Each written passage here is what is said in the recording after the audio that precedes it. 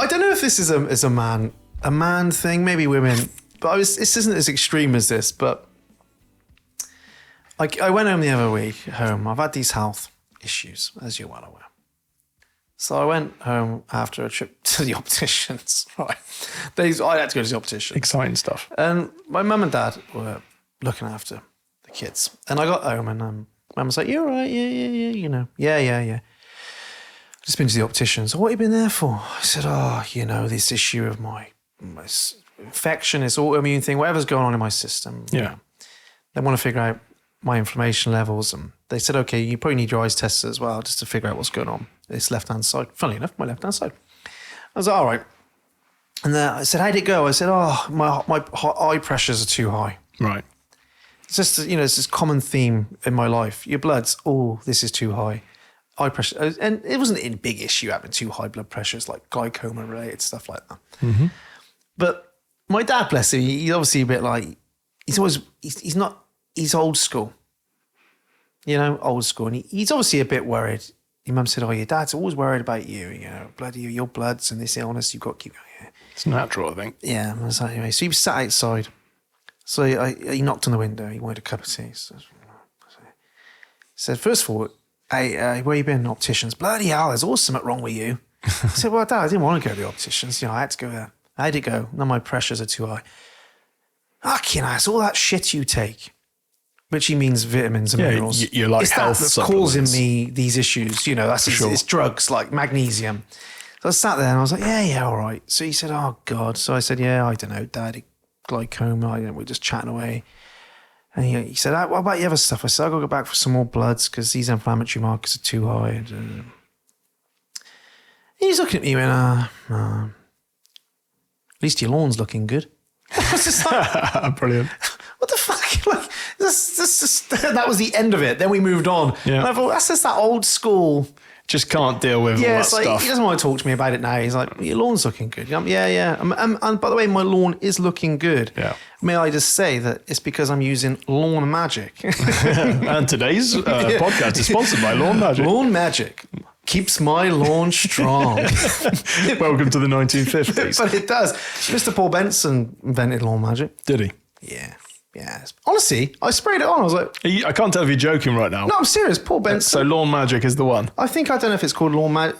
It might be called Lawn Magic. He just gave me a massive white container and said, this will sort your lawn. Just snort this every day and your lawn will be amazing. I talk about him on every podcast because he is one of the most interesting... He's like yourself. You start talking about plants and plant physiology and stuff like that and you're like, I could listen to this all day. Yeah, an actually knowledgeable person. How a plant...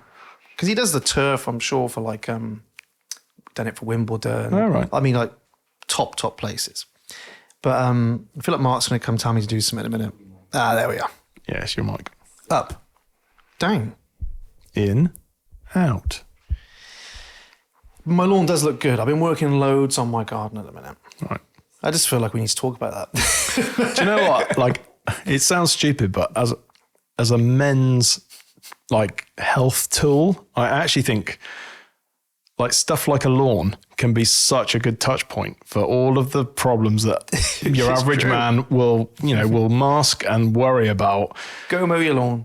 Yeah.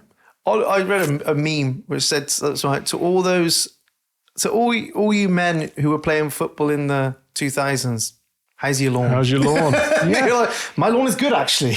We've all become focused on shit like lawns. Watering plants is one of my most therapeutic things. And getting the hose pipe, just watering with a cup of tea, barefoot. Not because of the grinding, just I love that shit. Before I went on holiday a couple of weeks ago, I was away for a week before the holiday started, working away. And my wife says to me, do you know what? Your lawn is looking a bit much. Okay, now, did you come straight home? I actually gave it a good hour's thought. Should I go home 200-mile round trip to mow my lawn before I go on holiday? I bet you've got a great mower. Come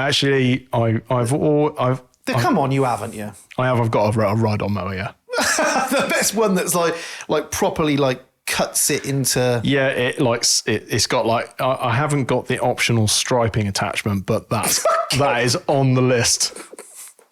But my lawn, I've moved into this new house, and it was the guy who lived there he was a lovely guy, but he didn't take care of the lawn, so he definitely needed lawn. He was still playing sport. He needed lawn magic, and so he sort of left me this quiet, like it's like a pasture. And I looked at it and thought, you know what, this is going to take me about. I mowed it for the first time. 3 hours later, I'm still mowing. Oh, you don't need that. I thought, oh, this is going to be a bit of a burden. I know, I will buy myself a ride-on lawnmower. So my wife immediately started taking the piss out of me, as you can imagine. Yeah. I immediately went on the internet and found the best value garden mower I could find, and immediately purchased it. And it's the best thing I've ever done. Yeah, you're like Happy Gilmore. I could just ride around for You're half like an hour. Happy Gilmore, aren't you? Every Not Happy week. Gilmore. The Water Boy. Yeah. The Water Boy. Water boy. H2O. I genuinely think... My mama says. You going to play the foosball? We're just going to impress. I met somebody who just quotes films like me. I like this, Mark. Yeah, We should keep quoting films. I got loads, mate. You got loads of quotes. Well, you put me on the spot now. Nah, yeah, you can't remember any, can you? No, but then I've got brain damage, so it's okay. But tell you what leads us nicely into something which is sport. Yeah. I miss playing sport immensely. Mm. I don't know if I miss the oh God, the competitive nature of sport actually, but I think I miss the rocking out, doing something, getting out of the house, group of men. It's a funny thing because I've played sport, from when I was 5. The first picture of me in a rugby kit is when I was 5, I think. In my little red shorts and red top, and that was up in the Midlands. And I played rugby all my life really until I was 37 or something like that, and it's 10 years ago now. And it's been simultaneously the best thing I've ever done, and at times the worst. Why the worst though? Because if you don't do sport and you take no part in physical exertion and activity, you don't expose yourself to hurting yourself. Yeah, you touched upon this. You had a lot of injuries, a lot of concussions. Yeah, at least 20. That's a big problem in rugby, is it? It's a huge problem in rugby. Amateur rugby or professional, both? I think any contact sport involving the head. So if you think boxing. Boxing is obviously a big problem, but it's probably more monitored in that. When I started in rugby, there was and there still is a strong feeling of, oh, come on, man up. And when you go through and you hurt yourself and you're 10 years old and you're in a muddy field in Somerset, as where I grew up, and you've just your ankle's over on one side and you're kind of looking at it going, oh my God, dislocate a finger or something at the age of 10. And some grufty old geezer who's on the side of the with a cold sponge. Yeah, the cold sponge comes out. You get told to get on with it. Yes, you've broken a tooth or your ear's hanging off, but we'll just stick some Vaseline on it and a bit of cold sponge and off you go. Yeah, in that order or either or really. Yeah, just whatever floats your boat. And it goes right through to when you become an adult. I mean, when you join the military, I joined the military and played a good standard of rugby, not the best, but I was decent at my position as a tight head prop. And it's a fairly difficult position to fill on a rugby pitch because you have to be both psychotically challenged but quite intelligent. Right. So you have to be a little bit aggressive but quite an intelligent position because of the positioning and all the technical aspects. And so it's a rare position to fill, so you never really had a problem getting on the team. And I was fairly handy. And you have to have this aggressive nature. So, it's a real combination of things. And, people who don't do sport and don't take part in that, they don't hurt themselves. They don't put themselves in harm's way. When they come to middle age, chances are they can still walk up a mountain without a limp. Yeah, no, it's that weird dynamic, isn't it? Sport itself, like football and that, is a lot of, hugely injury prone. Yeah, knees, ankles, like not just, impact injuries, but like wear and tear of hips and fucking, like you're always turning, you're putting yourself through all that kind of stuff. And I mean, it's amazing. But I think, like you said, you do pick up things where you go, my knee, my ankle, my tight ear, or like if I was giving advice to somebody, I mean, like my nephew just broke his leg in 2 places playing football because his mate collided with him and it was carnage. First day of the school holidays, excuse me. And I feel terribly sorry for him. It will come through, I'm sure. And I kind of go, well, would I say don't play sport to that young man? Surely not. No, of course not. I'd say if you don't put yourself out there and if you don't try things and you don't find a passion, I mean, I was passionate about rugby. I was good at it. So it gave me a lot of confidence. It gave me a lot of sort of opportunities. I've had more than one job from playing rugby because when you're engaged with a group of adults, if you're a young man trying to find your own way in life, and you want a job, you want to understand how things work, how do you do that? You find groups of men who are doing something. You get around those people and you say, oh, well, what's it like being a plumber? Oh, I bloody hate it. Well, you're driving a Range Rover, so it can't be that bad. And so I don't know, the opportunities open up when you start putting yourself out there. Especially as a young man. Yeah, sport's a great way. Older people, 100%. I think just getting into your passions. I think community and any passion. I think sport, being in a team, being around people. I wish I'd enjoyed it more. Yeah. I wish I'd have seen it for what it was, which is, hey, this is good crack, isn't it? Yeah, I want to compete and I want to play well. But actually, if I look at it, I think I was always worried about playing well and do it. And you think, why didn't I just enjoy it? These will be the best times of your life. Why didn't I just fucking just enjoy it? Have some fun. Why didn't I go, you know what? I mean, I look back and, it was one of the first things I addressed actually in Unbreakable. It was quite an interesting kind of process because I had a huge amount of guilt about the fact that I never progressed to the level of my ability. I think a lot of people feel like they have unfulfilled potential that they feel disappointed about. And I'm almost certain that most of the reason why I didn't do the things that I needed to do to make myself to that next level were confidence driven, because I didn't feel confident enough that I would be able to do it. And therefore I kind of didn't have the steps and processes. And maybe I didn't have enough support to know that I needed strength and conditioning. I needed to put more time in the gym in order to retain my strength and not get injured and that kind of thing. Yeah, maybe it's you didn't know what to do. It was just a bit clueless, really. Confidence is a funny topic though, isn't it? Because you can have competence. We're often told that we can build, and I've said this, you build confidence through evidence, but also it feels like there's that inner confidence in who you are and your abilities that sometimes you can have all the evidence under the sun, but you still don't have that you see where I'm going with that? Yeah. And also sometimes when all your confidence is found through external evidence, when the evidence isn't there, that's what happened to me. Where's your confidence? Yeah. It's like it's dissipated. So sometimes the evidence isn't there. Sometimes you're an athlete, I imagine, and you go, I'm on a real shit run. Yeah. And it's going to sap your confidence. But I'm trying to articulate that.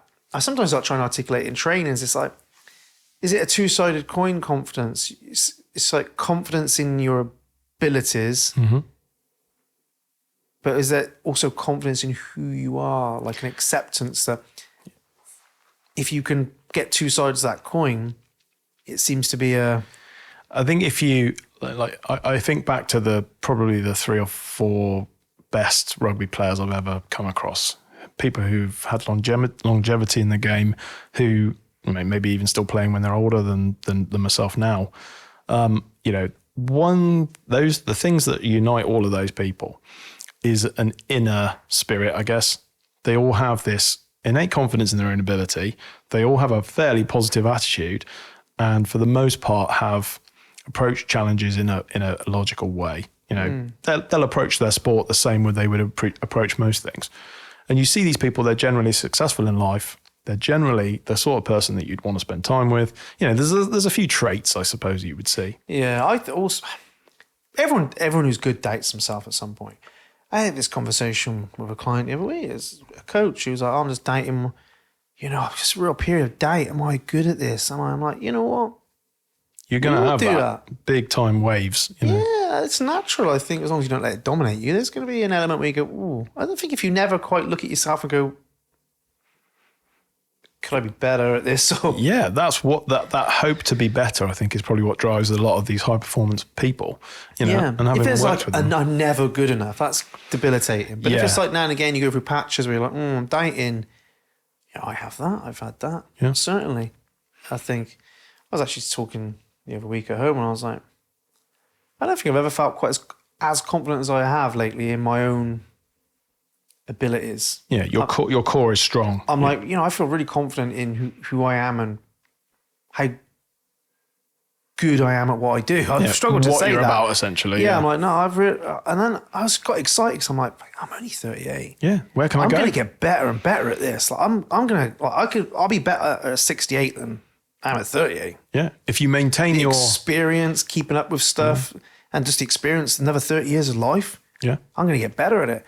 But also there's been periods, maybe last year, where I was like, am I any good at this? Like, it just sometimes where you're like, but I've just come to realize, I think those they're natural little they're parts of ebbs life, and flows of like, and if you didn't have them, the person who never looked at themselves and went, maybe I could have delivered there better. We were talking off camera about now and again, you make a mistake or you do something out of character. It's like, everyone does that.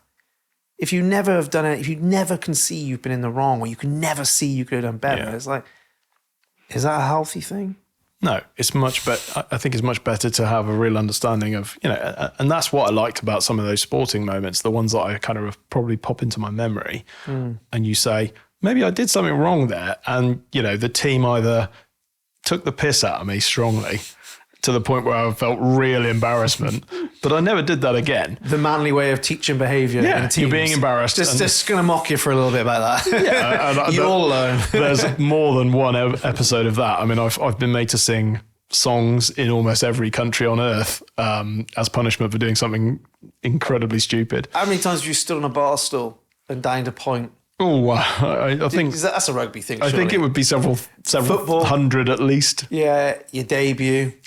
I remember Get up on your debut and do it. Football, hat trick, man of the match, force feeding some 18-year-old kid 3 points. Oh God! I once had to serenade.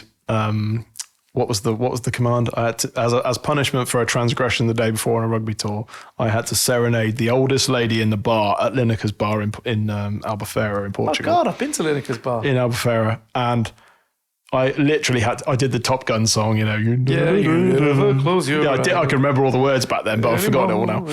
But I literally was on the mic in front of about 3,000 people, in a busy bar, serenading this lady that clearly should not have been in a kind of bar. She was in her 70s at least. She loved it. Do you know what she saying? loved it. She's probably might be dead now.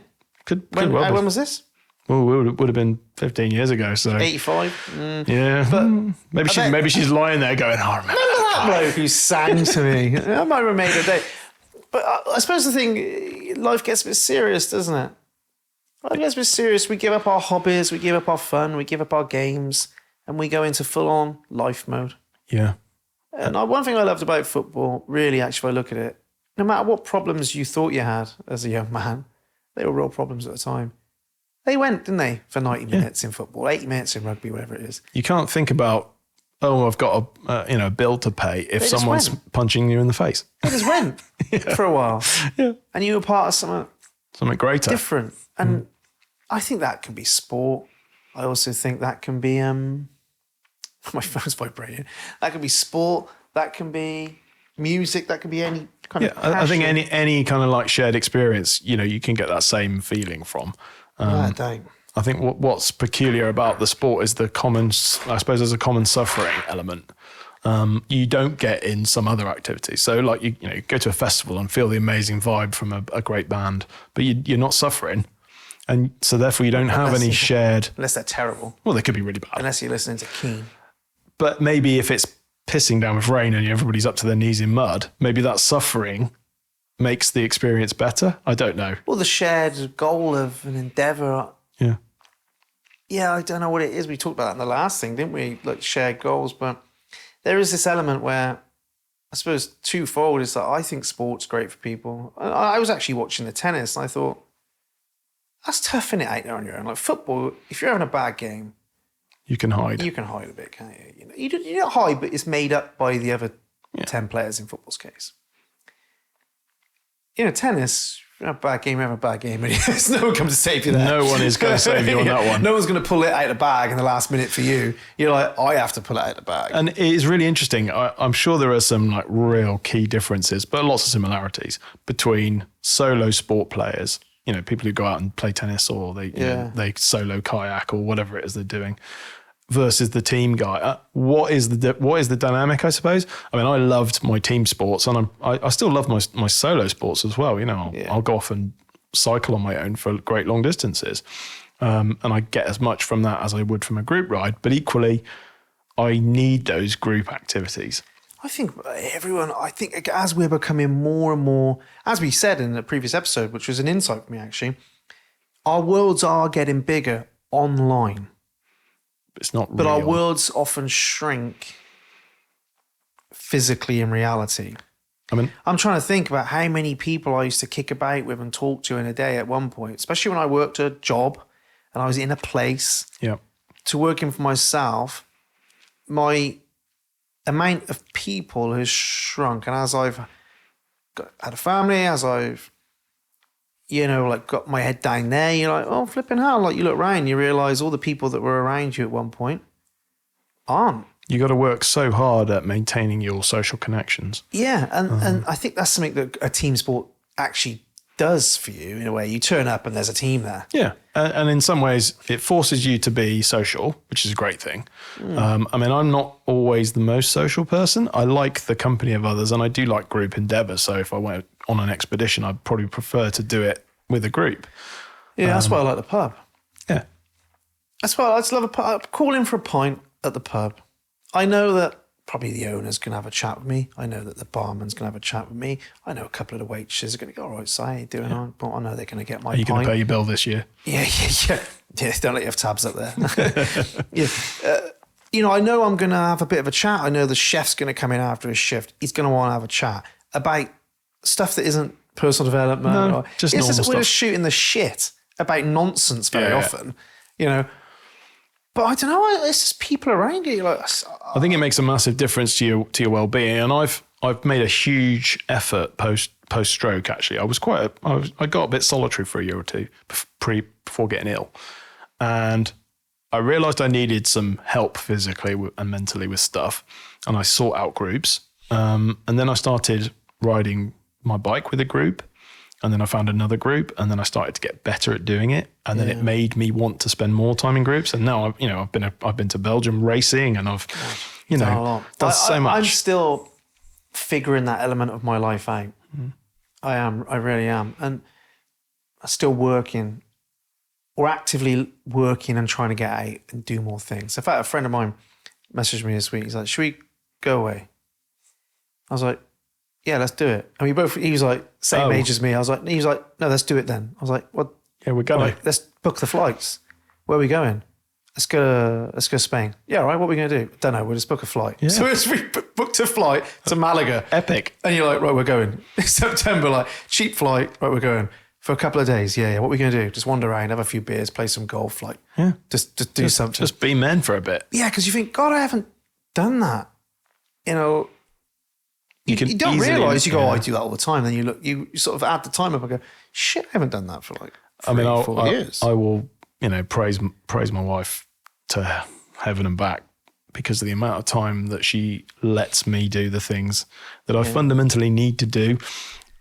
And I equate it to, I'm a kind of outdoors cat, and she's probably an indoors cat. And, in that case, she sacrifices a lot to allow me to do the things that make me a better human being. I just think it's good for human beings to be around other human beings. Absolutely. I mean, we're wired, what is it? What's the book I always talk about? I should know, but the longest study ever on human behavior, the Harvard study, yeah. What is it? There's something, about how to live well. And it's like the ability to, there's a lot of things to it, but the quality of your relationships dictates the quality of your life. It was something absurd that if you didn't have a best friend by the time you were 40, if you didn't have a best friend you talked to more than twice a week, at the age of 40, you had a good chance of being dead by 50. Yeah, like isolation, like, loneliness. And this is not like always surmise. This is like we have followed people thousands. From 18 to like the longest to 80 odd and track them, and now they can track their health metrics rather than just actually interviewing them, but they still interview them. And it's like, wow. It's not quantity of relationships. It's not relationships without conflict. No. It's not that, but it is the quality of it and having people around you for thick and thin. Yeah. And I've probably said 10 years ago, I'm not really a people person, yada, yada. But when you say that, usually it's because you're just not happy in yourself. Yeah. Is my experience. So you're afraid of connecting with other people. Well, it puts you in a vulnerable position because A, you don't know their motives all the time, and you have to be open to the possibility that, they don't have your best interests at heart, and sometimes you'll meet a new person and you'll think, oh, this person's great, but you don't kind of connect properly and they drift out of your life, And I just think sometimes you hear these naive things like, I don't need anyone other than my partner or something like that. You're like, that's all wonderful. Like, they may be the center of your earth, and I appreciate that. But having somebody outside of that to talk to is also really, really valuable. I think you mentioned the third place in the pub, and just having men losing their third places, and I've had that conversation with more than one of my close friends. What are you doing that's not your wife, not your kids? What are you doing that's not your wife? Well, do you know what I mean? You're not spending time. Cut. Pack that in. Wilksy just went down a rabbit hole. Yeah, I mean, what are you spending your time doing that is not the direct kind of like survival stuff? I talk to men all the time, and this will be the same for women because they get together. But women are just much better at cultivating their friendships and relationships. I don't know what that is, but they are, in my experience. People have probably heard me talk about this a million times, but third places are fucking crucial. And if I talk to men my age and friends, very often you'll hear the same gripes. It's like flipping out. I go to work, I come home, and I'm working, monotonous. I'm home, I'm sorting this out, working home, and it's like. You get a little catch up on a WhatsApp voice note. Whereas women do tend to, in my experience, the women we coach and that, they do tend to work harder. I think they're not lucky. It's not their fortune. No, it's just... They work harder at going, okay, I'm meeting the girls next month, and it's on the, much more organised. It's not probably. universal, because I know a couple of women that don't like that social interaction for a number of reasons. Yeah, of course. Everyone's different. Yeah, of course. But it's like, having the ability just to shoot the shit about it. And, not being a parent for a day. Yeah. If you can distance yourself from your responsibilities without being negligent. Yeah. And I know that I've been negligent in the past. So, I feel some guilt about that, because when you say, I want to go and do this adventure, it takes me away for a week. Someone's got to look after those kids. And it's, for the most part, my wife takes the burden. She's incredibly patient with me and understands the reasons why I sometimes... You do the same, don't you? Yeah, and exactly. And, I'm lucky that she doesn't want to go and climb Kilimanjaro, and all those kinds of crazy, nutty things that I want to do. And so I have more space to be able to act as a more adventurous person. But not everybody understands it. There's plenty of people that probably would look out of our relationship and say, he spends a lot of time away. And for me, some of it is vital to my mental health. Some of it is a desire to be a better person. Some of it's a desire to just following your desires in general. Yeah. And I think, again, people always look outside and say, this is what a good relationship is. But actually, that's decided by the two people in it. Exactly, yeah. Or these days, if you're a celebrity, there are 3 or 4 people in it. We don't all have that luxury, do we? But it's decided between the 2 people in it. It's like, well, this is what people, a good husband or a good wife or and this is how it should work. It's like, actually, we decide how we want to live. I think if we're both happy and it works and we raise a family well, what's the issue? I think you have to be able to act independently, because at some point, one of you is likely to be independent, And that's a trueness that's probably universal, unless you both die on the same day, But also having space away from people in general, it's got to be good, isn't it? Time on your own, time with other people, time with them. Variety is the spice of life. Indeed. It's like, bloody hell, like, if you love living in someone's pocket, great, do you? But there's people who don't. I need a lot, right, of time on my own. Yeah. We're in marital advice mode now, aren't we, at this point? Yeah, but we're not. We were saying, do what works for you. Yeah. It's all individual. I just need time on my own.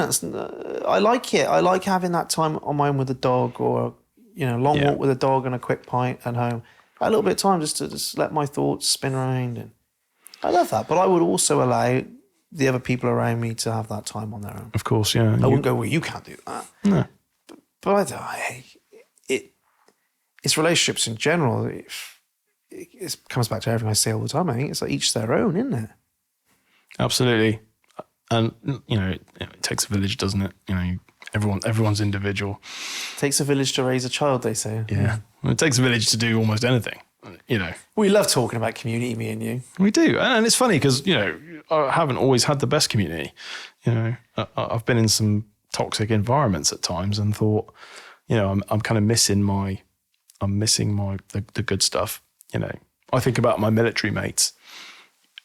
You probably make 5 good military mates in your life if you do that. If you go through that process, and we can not speak to each other for 2 years, and I'll send a message to somebody and go, remember that. Yeah, you've been bonded by things you've been through. You've been bonded by some challenging stuff. Some difficult corporal or whatever that's kind of told you off. And that shared experience is huge, which is why isolation is so debilitating. Yeah. Isolation is huge. One of the biggest forms of emotional burnout, isolation. But again, we spoke about in a lot of these episodes we've done with you. It's like, well, how often are we isolating? We're treating ourselves like a isolated part, like an island in this world, in this community, in our local community. And very online, we're like, oh, you must engage with everyone, but I know nothing about my neighbour. It's like, well, I mean, in my own experience, post sort of traumatic injury, I isolated myself strongly because I felt shame about what had happened. I felt guilt and embarrassment. I was a debilitated person. Nobody would have wanted to spend time with that. And it took a while, and eventually I realised that was stupid. And I was cutting myself off from people that loved me. And the way to rehabilitate was actually to explain what was happening to them and try and rebuild those relationships that, were challenged. And, without people like my wife and, my parents and, certain key friends that have like both physically helped and mentally helped and, have cajoled me along and given me encouragement, God knows where I'd be. We all need that little bit of feedback. Yeah. It makes a big difference, feedback. Just sometimes, hey, you could be doing a bit better or you're a dick, but there is less feedback. But there's feedback. It's like, hey, you're doing a good job. It can keep somebody moving along. I think, I've always struggled with taking positive feedback. It's a real challenge. I still struggle now. Somebody says to me, oh, Matt, you're doing so well at this. Like, you say it to me quite regularly. Yeah. But it's true. Yeah. And obviously from a personal perspective, I kind of know that I've done some stuff. Yeah. Sometimes you just got to say, thanks. Yeah. And actually and leave it there. Yeah. Not say another thing. Thank you. A few people lately have said to me, God, so you're looking a bit more in shape. And I'm like, thank you. Oh, right. But it's actually gone like, oh shit, because I've been trying to get in shape for a year, slowly but surely trying to balance this issue if I overtrain and I tend to break out in hives everywhere or something. Yeah, you're basically burning your body out. So I'm like, I've got to fucking navigate this line. I could love to accelerate and like get real shredded. But then one of the it was a space for a month, 3 or 4 golfers, because they can see into my garden because the back edge has been ripped down. And I've been doing loads of stuff in there, trying to get it, like really working hard. Garden's looking good, mate. That's the best sometimes compliment. you're just like, it made me, it kind of inspired me to keep going. Yeah. How often do we not, I'm big on this. How often in a service environment are you just complained? No one says, you know what? I noticed that. I really appreciate it. Well, you know what? That was brilliant. Thank you. Do you know what? That was great. Because actually, we only notice when it's not great. I was thinking I go to the same coffee shop every morning. The coffee is phenomenal. One girl in there makes phenomenal coffee. Yep. And you think, I'm going to tell her. I was like, your coffee's amazing. She's like, oh, God, thank you so much. You're like, it really is. Yeah. Like, I was working the other day and there's a young guy, very intelligent young man, going to have a great career. And he was given a pretty complex challenge to negotiate with some senior people. And I thought, this could go one or two ways here. I'm not sure. I'm going to give my guidance and try and make sure that nobody gets embarrassed. And I watched him navigate it with a little bit of a steer here and there. And it was fascinating. He rose to the challenge. And his responses to the problem that we faced were professional and courteous and addressed the problem really efficiently. And I thanked his manager afterwards. I said, this guy's really done well here. For his age, he's shown a lot of potential. And I've done more of that in the last 5 years, probably 4 or 5 years since I've met you guys, than ever, because I find that it makes me feel good to thank people for doing what they've done, and it breaks that little cycle of just everyone assuming that you're going to do your best. Well, I think, and also just having a bit of recognition. Who doesn't want a bit of like, even if someone struggles to take it, just, hey, that was brilliant. Yeah, How often does someone say that? I'm going to have to be less of a hypocrite and take more praise. Well, I will say, why do you give praise? Why do you help others? Everyone's like, well, because I like helping others. But why? Well, it feels good. So you feel good helping others, yeah. So you feel good praising others, yeah. So when somebody praises you, why do you deny it and stop them from feeling good? Yeah, because if I say, oh, you're doing a great job, and you say, oh, no, you've kind of robbed me of that gift I was giving you. Yeah. I don't feel good. But if you say thanks, Si, I'm like, oh, I feel good. If I have to labour the point that you've done well at something, it does take away from it a little bit, doesn't it? So it's like, if you like praising and helping because it makes you feel good, and you struggle to take it, at least reframe it in your head. It's like, okay, if I accept it, it allows them to feel good for giving it me. Exactly. Reframe it a little bit. But hey, we're notorious. Fucking hell, we all love to give help, but we don't like asking for it. Don't like asking, no. It's mad, isn't it? Sometimes people offer you help that you need, and you need it, and you go, no, I'm all right, mate. I've had a few. Why the hell have I just done that? Yeah, I've had a few really interesting, difficult conversations with my partner, and of late where she has just kind of looked at me and gone, Matt, why are you not asking for help? Why are you trying to do this on your own? What is the rationale? And I think for me, my response was, as a bloke, I feel kind of humiliated that I can't do this. And I just want to do it. I don't want to be challenged by it. I just want to do it. All the people online be going, oh, that's toxic masculinity. That is, men don't feel they can put their hand up and it's like, it's a balance, because you can open yourself and get hurt quite easily, especially if the person receiving this request isn't interested. Yeah. So there's a balance to it. You open yourself to that, you're going to potentially face a challenge. But I was watching a thing online about men's mental health, actually. It was this morning or something like that. And it was this woman on there. And it was actually about, I think it was about the current Olympic thing, but it was like about, this is why men don't have problems with their mental health, because they feel uncomfortable expressing their more feminine emotions. I'm like, you're way off the charts with that. No chance, mate. Yeah. I was like, I don't know how you're on here talking about this. You're talking about it from a complete female perspective. Yeah, you don't understand it. Do you know what? It's the more masculine emotions that men struggle to display. Aggression, frustration, anger. Because they're punished for doing so. Because very often that's not allowed to be expressed. Mental health is sadness and anxiety. It's like, no, it's not. It's all of this shit. And very often, if you speak to most men who are struggling, they are repressing a huge amount of anger, usually at themselves, guilt, frustration, resentment, these kind of lesser, and which you would describe as masculine emotions on her basis, on her definition, these kind of dirtier emotions. And that is what eats a lot of men up inside. And to come back to the sport bit of it, you can easily use sport to outvent those masculine traits. Yeah. And I did for many years. I used rugby and I used aggression and I used those things that were within me, high level of testosterone, clearly, big, aggressive, kind of gorilla-y type of a guy. Gorilla is a good example. Yeah, I would. Yeah, and it's an outlet, isn't it? Yeah. A healthy outlet for that, rather than being like a caged animal.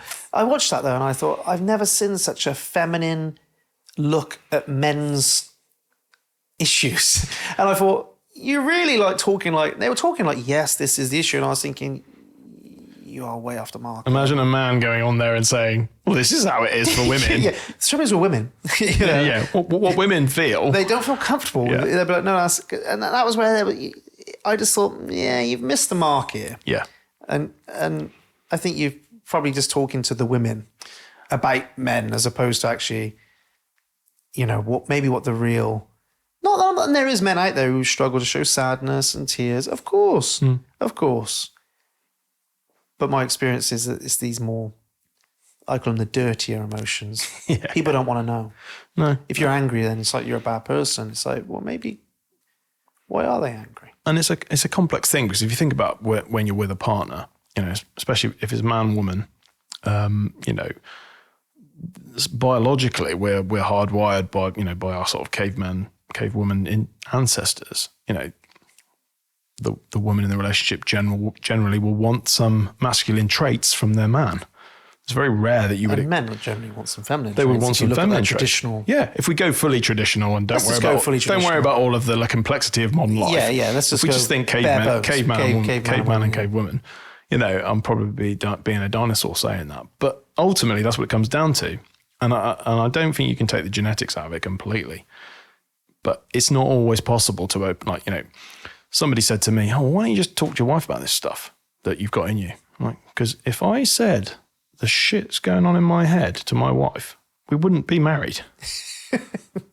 There's no way I could explain the level of complexity that's going on in here without her going, this guy's going to, you know, lose his shit and disappear. If you talk to another male, for example, they probably go, oh, yeah.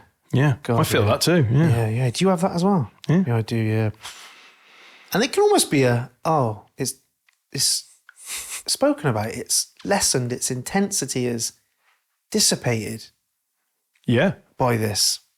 And if you sat with a group of kind of men that had done a bit of work on themselves, you know, they weren't repressed individuals all kind of in their own little cave, you know, you'd say, oh, well, has anybody else felt the need to just smash their hand through the wall? And everyone would put their hand up. Yeah, most people would. And a lot of women would would say no.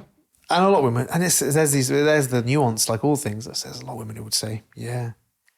It's funny how a lot of females feel bad about feeling angry or resentful, because it's not societally accepted for them to go apeshit in a public scene. You're not going to see most women fighting in the streets. No, it's almost not going to happen. But unless you go to Gateshead. I'm angry and I'm resentful and I'm, you know, I think women find that when they become parents and talking about women, it's like, how if they find parenting hard, for example, the kind of stigma around that. It's hard, yeah. Yeah, it's hard for them to open up and say, well, actually, maybe I don't feel so maternal. It's like, whoa. That's a hard thing to societally own up to, isn't it? Yeah, a lot of these things are hard to own up to. But I think if you're talking about mental health, a lot of these things contribute, but we just go, oh, it's people need to be more comfortable being sad. It's like, I think you're missing the mark with just sadness and anxiety and tears. It's all the comfortable stuff we talk about. I think the truth of it is, if I had just, if the problem that I had faced when I came to find, you know, people like systems like Unbreakable, if the problem was I just needed to let some stuff out, then I'd be like a monk by now. I mean, I've done a lot of talking. I've been through traditional therapy. Yeah, I'd be past Arjuna's level of Zen. I'd be way past it. Would you be Grandmaster? Yeah, easily. You know, they'd have to make another colour of monk. Is there like a purple one? Purple was always the best colour, wasn't it? Pink for you. Yeah, pink. I'm a pink monk. Probably a different. But yeah, like you did all that talk therapy, but it wasn't. And it played a part, by the way. Yeah, it's useful. Talk therapy is extremely useful. But again, it's when people say, this is the way. It's like, no. It's, it might be a way. It's a way, and it's part of a multifaceted approach for most people to feel better. Have someone to talk to. Yeah. Have somebody who, even better sometimes, as well, as long as having people that you just can talk to on your level, have somebody who can talk to you, probably ask you some good questions and get you to introspect this. Start thinking. But hey, guess what? Go to bed a bit earlier. Yeah. Guess what? Deal with that issue in your relationship. Exactly. Do all this stuff and you'll be somewhere near. I worked with a really interesting therapist after I'd had my stroke. It was sponsored by a lovely, lovely lady who is based in Wiltshire, who runs Back on Track stroke service. And it's this kind of one lady, you know, who has got outreach to all kinds of stroke victims, old, young, it doesn't matter. Right. She basically paid for some therapy for me to and it was stroke specific with this guy called Mark. And Mark was the first therapist I'd ever spoken to who didn't want to like change my way of thinking. He just wanted to show me that there might be an alternate option than thinking the way I thought. And he would end the sessions with this So what's the best outcome? If you were to have the perfect day tomorrow, what would it look like? Go and think about that.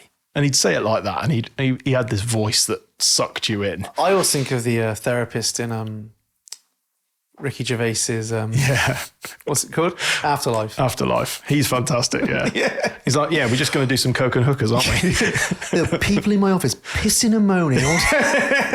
well, like Mark was the opposite of that. He'd listen to me ranting for, I don't know, 45 minutes or whatever about whatever was happening to me. And that was the kind of rage venting that I needed to do. You probably realised, hey, this bloke needs to get some shit off his chest. Yeah, he's just got to get this shit off his chest. I'm not going to interject. I'm not going to intervene. I'm not going to say, oh, yeah. He wouldn't say a bloody word. And then, like, he'd just say, you just talked about something there, Matt, that, it was positive. You got something good out of that. What about it? What would your perfect version of that be? And he used to, basically fucking cripple me every session with this question at the end. And he was getting you to rechannel your focus the into reframing a little bit more, wasn't he? He absolutely just rechannel your focus a touch into some useful stuff. And it did get me thinking a different way. I would leave those sessions and I'd go, okay, I am kind of in a bad mood, but what if tomorrow I booked a holiday? What if I thought about doing some adventure? What if I booked a thing and planned an action? Trying to put you back in control. Really? Yeah, and it was vitally useful. So yeah, thanks to Back on Track for getting me into that. Back on track. Speaking of on track, with 17 minutes over track. 25-minute episode that went to 25 minutes, so we're 20 minutes over track. It's 6:15, but I tell you something, it's been an absolute blast, mate. Yes, I've loved mate. talking to you. Do you know, I love talking, we play some complex, deep subjects. Yeah, it's been a pleasure. Like, there's two in them, like, middle episodes we've recorded as well, where it's all that stuff we spoke about. You're like, even the chats off camera. It's been an absolute blast, mate. And you have come, is a test for you, a massive way since I've met you. Thank you. I've noticed the strain in your voice. I was like, is he getting neurologically tired, or is he just struggling to actually embrace the thank you? I'm going to be in a coma for the next 24 hours, I would say. Though, and you've put a huge amount of effort into it, and you've become more flexible in your thinking, and you've got Mark, the therapist. It sounds like he was making you a little bit more flexible in your thinking. But yeah, the things you've done, the curiosities you've had, it's been a blast, mate. I've actually got really interesting conversations. Thanks, mate. No, Thank you. It's a pleasure. And I'll see you at the retreat. Indeed. Can't wait. Can't wait, he says. And that's good night from him. And good night from me. And you say good night from him. Good night from him. What is that, the two Ronnies? Good night from me and good night from him. Good night. I'm dying for him.